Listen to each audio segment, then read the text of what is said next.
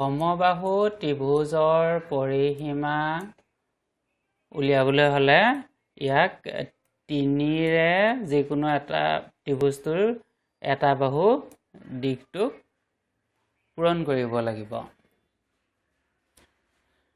ধৰি লৈছো এইটো এটা সমবাহু ত্ৰিভুজ আৰু ইয়াৰ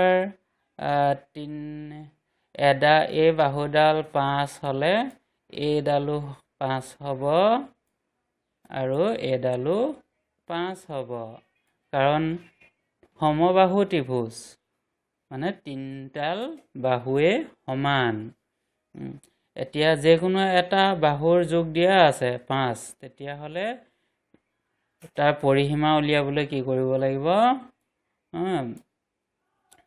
তিনডাল বাহু একে সমান নহয় জানো, সেইকাৰণে 3য়ে তাক পূৰণ কৰি দিলে মানে ইয়াৰ পৰিসীমা ওলাই যাব 5 3 গুণ 15।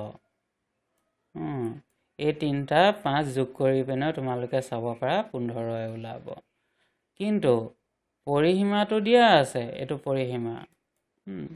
পৰিসীমাটো দিয়া আছে 30। ধৰি লৈছো এইটো এটা ত্ৰিভুজ, এই ত্ৰিভুজটোৰ এই তিনডাল বাহুৰ যোগফল 30। কিন্তু এডাল বাহু ওলাব লাগে, যিহেতু বাহু কেইডাল সমান, গতিকে তিনডাল বাহু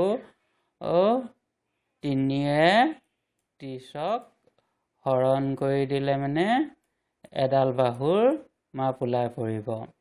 গতিকে 3য়ে 30ক হৰণ কৰিলে 3 10 গুণ 30। এতিয়া এই 10, তেতিয়াহ'লে ইয়াত এডাল বাহু কিমান হ'ব?